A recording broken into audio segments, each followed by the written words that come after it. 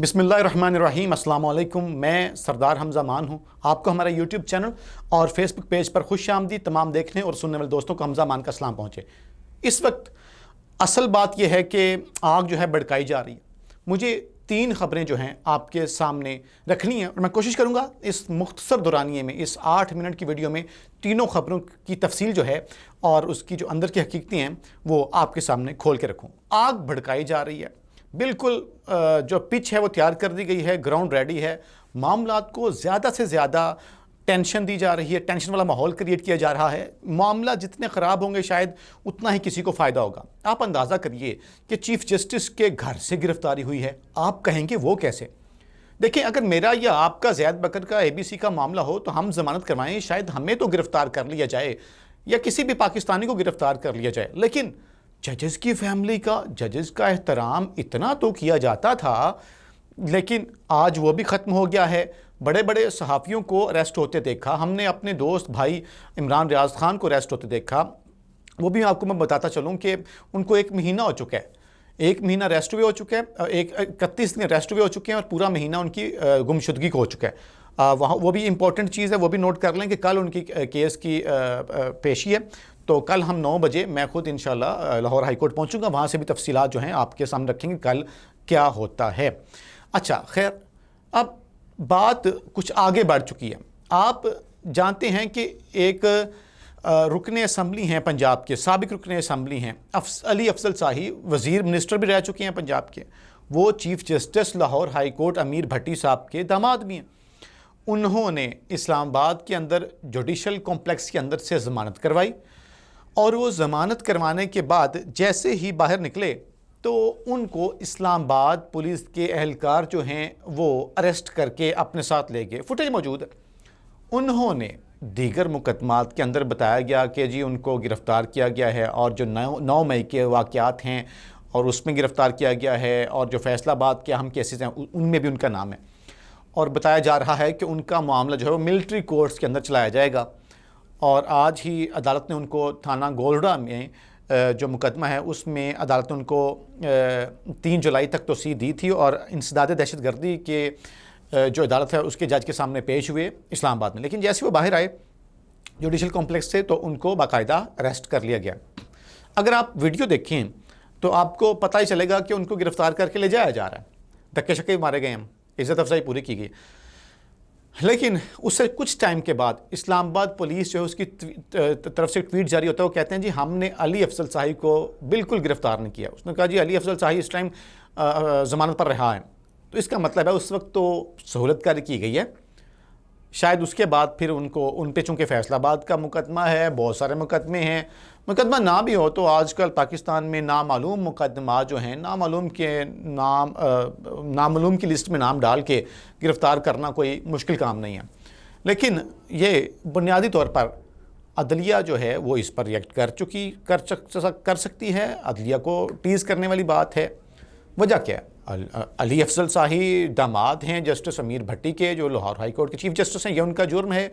लेकिन हमने ये भी देखा है कि नून लीग का जो ख़ानदान है लाहौर वाला, वो भी तो जस्टिस उमरता बंदयाल जो सुप्रीम कोर्ट के चीफ़ जस्टिस हैं उनके रिश्तेदार हैं। तो ये भी मान लीजिए कि जी उन पर भी उनका इन्फ्लुएंस है। ये बड़ी गलत बात है कि फैमिलीज़ को पॉलिटिक्स में लाना, उसमें उनको शामिल करना, ये बड़ी भोंडी सी हरकत है, बड़ी फजूल घटिया सी हरकत है। अब उनको गिरफ़्तार करने के बाद मैसेज क्या है? मैसेज ये है कि जनाब कोई भी जो है वो पाकिस्तान में अनटचेबल नहीं है। पाकिस्तान में सब जनाब रीच के अंदर हैं, कानून सबको गिरफ़्तार किया जा सकता है, सबको टच किया जा सकता है, सबके गिरेबान पकड़े जा सकते हैं। बिल्कुल ठीक है ज़ोरे वाला, आप पकड़ें।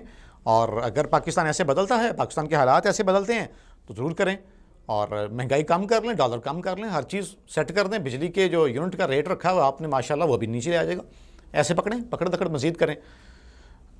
और आप तो ये भी धमकियाँ दे रहे हैं हम नैब के ज़रिए भी गिरफ़्तार कर लेंगे। इस पे इरफान कादर ने प्रेस कॉन्फ्रेंस की। एक तरह से नहीं, ये एक हवा क्रिएट किया जा रहा है, एक खौफ की एक फ़ज़ा बनाई जा रही है, एक अपनी ताकत का जो इजहार है वो भरपूर तरीके से ये सारा किया जा रहा है। दूसरे नंबर पे जो आपको मैं यहाँ पे ख़बर देना चाहता हूँ वो ये है کہ آج جو الیکشن کمیشن آف پاکستان کا کیس تھا، ریویو آف ججمنٹ کے آرڈر کا کیس تھا، اس کے اوپر آج عدالت نے جب کیس کی سماعت جو ہے شروع کی تو عدالت میں یہ کہا گیا کہ آپ اس کیس کو جناب معطل کر دیں۔ جسٹس عمر الطاف بندیال ڈٹ کے کھڑے ہوئے، انہوں نے کہا کہ جی آپ اس کے خلاف سٹے آرڈر دے دیں۔ عدالت نے جو سٹے آرڈر دینے کی استدعا ہے اس کو پرخچے اڑا دیا، مسترد کر دیا اور کہا کہ کیس سنے بغیر مفروضوں کی بنیاد پر یار کیسے میں حکم امتناع جاری کر دوں۔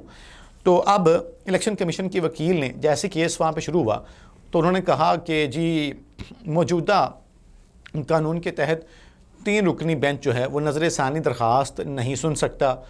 تو چیف جسٹس نے کہا کہ جی اسی لیے عدالت پہلے نظر ثانی کی جو دلائل ہیں اس کو سن رہی ہے اور قانون کے خلاف اگر کیس مضبوط نہ ہوا تو آئندہ کا لائحہ عمل جو ہے وہ دیں گے۔ اس کے علاوہ پاکستان تحریک انصاف نے نظر ثانی قانون جو ہے اس کے خلاف کیس میں فریق بننے کی درخواست دی تو عدالت نے یہ استدعا منظور کر لی ہے، اور جو علی ظفر ہیں تحریک انصاف کے وکیل وہ دلائل جاری رکھے ہوئے ہیں اور انہوں نے بتایا کہ نظر ثانی جو ایکٹ ہے وہ آئین کے برخلاف ہے۔ انہوں نے بتایا کہ آئین کا جو سپریم کورٹ میں آرٹیکل 181 ہے وہ اس کے تحت نظر ثانی کر سکتی ہے۔ نظر ثانی کا دائرہ کار آئینی ترمیم کے دائرہ کار کے بغیر بڑھایا قطعاً نہیں جا سکتا، اور میں آپ کو بتاؤں کہ یہ انہوں نے وہاں پہ عدالت نے کہا کہ ریویو ایکٹ کے خلاف اگر کیس مضبوط نہ ہوا تو آئندہ کا لائحہ عمل جو ہے وہ طے کریں گے، یعنی ہم پہلے ریویو اینڈ ججمنٹ کا فیصلہ کریں گے پھر اس کے بعد چیزیں آگے بڑھیں گی۔ لیکن عدالت نے وہاں پر ایک اور کام جو اچھا کیا وہ یہ ہے، وہ کیا ہے؟ وہ یہ ہے کہ انہوں نے یہ نہیں کہا کہ ہم اس کو غیر معینہ مدت تک ڈیلے کر رہے ہیں یا ہم اس کو پینڈنگ میں ڈال رہے ہیں۔ فی الحال عدالت نے کیس کی جو سماعت ہے وہ کل تک ملتوی کی ہے، کل دوبارہ کیس ہوگا، ڈیلی کیس کی سماعت ہوگی۔ پنجاب میں الیکشن مجھے لگتا ہے ہو کے رہے گا۔ ایک اور بڑا عدالت میں اہم کیس ہے، آپ جانتے ہیں کہ لاہور ہائی کورٹ نے پاکستان تحریک انصاف کے 60 کے قریب جو ارکان اسمبلی قومی اسمبلی کے ان کے استعفوں سے متعلق جو ان کی منظوری ہوئی تھی اسپیکر کی جانب سے اس کو معطل کر دیا تھا۔ اسپیکر قومی اسمبلی کو کہا تھا کہ آپ دوبارہ سے اس کے اوپر فیصلہ کریں، جس کے اوپر سیکرٹری اسمبلی نے اس کے خلاف انٹرا کورٹ اپیل کی، اور لاہور ہائی کورٹ میں آج انٹرا کورٹ اپیل کے تحت جو ارکان قومی اسمبلی کے استعفے بحال کرنے کا فیصلہ تھا اس کو عدالت نے معطل کر دیا ہے، اور 2 رکنی جو بینچ ہے اس نے انٹرا کورٹ اپیل کی سماعت کی ہے، اور انہوں نے کہا کہ فی الحال ہم ارکان کی بحالی کے فیصلے کو معطل کرتے ہوئے فریقین سے ہم 21 جون تک جواب لیں گے، اور اس کے اندر تحریک انصاف کے جو ہیں وہ 61 اراکین ہیں، اور اسپیکر قومی اسمبلی اور الیکشن کمیشن اور وفاقی حکومت کو اس میں فریق بنائے گئے، یعنی پاکستان تحریک انصاف کا کسی بھی طور پر اسمبلی میں جو جانے کا راستہ ہے نا وہ اسپیکر سے لے کے ہر کوئی اس کو اس میں بھرپور طریقے سے ایکٹیو دکھائی دے رہا ہے، اس کو بھرپور طریقے سے روکنے کی کوشش کی جا رہی ہے کہ جو تحریک انصاف کو قطعاً جو ہے نا وہ واپس نہیں جانے دینا۔ اور آپ اندازہ لگائیے کہ کل بجٹ اجلاس تھا، وہاں پر ٹوٹل 30 ارکان شامل تھے، اور آج قومی اسمبلی میں جب 2 بجے اجلاس ہو رہا تھا اس ٹائم 9 ارکان بیٹھے ہوئے تھے، صرف 9 ارکان اتنے بڑے ہاؤس میں بیٹھے ہوئے۔ میرا خیال ہے جتنی لوڈ شیڈنگ ہے باہر ہر گھنٹے بعد بجلی جا رہی ہے تو وہ بھی آئے ہوں گے، چونکہ وہاں پہ اے سی کافی چل اچھا ٹھنڈا چل رہا ہوتا ہے۔ اور اب ان کی جو آپسی لڑائیاں ہیں وہ بہت زیادہ ہیں، اب ان کا عوام کے اوپر جو فوکس ہے وہ بالکل نہ ہونے کے برابر ہے۔ اور پہلے ہم آپ کو بتایا تھا کہ پیپلز پارٹی اور نون لیگ لڑ رہے ہیں، اب ترجمان جو خیبر پختونخوا کے ہیں نون لیگ کے انہوں نے یہ بھی کہا ہے کہ جی خیبر پختونخوا کے اندر گورنر راج نافذ کیا گیا ہوا ہے۔ اس کے فوراً بعد آج شہباز شریف نے وہاں پر جو نون لیگی قیادت ہے ان کو حکومتی اتحاد کے خلاف بیان بازی سے روک دیا گیا ہے۔ یہ بنیادی طور پر اپنے آپ کو ابھی بچا رہے ہیں، یہ دکھا رہے ہیں کہ لڑائی نہیں ہونی چاہیے، کہ کہہ رہے ہیں اچھے بچوں کی طرح کھیلیں کہ رل کے کھاؤ، کھانڈ کھاؤ ونڈ کھاؤ، یہ وہ چیز کر رہے ہیں۔ تو یہ اس ٹائم حالات بنے پڑے ہیں پاکستان کے، صرف اور صرف ان کے کھانے پہ توجہ ہے کہ تو بھی کھا اور میں بھی کھاؤں، یہ اس طرح کا ماحول بنائے ہوئے ہیں۔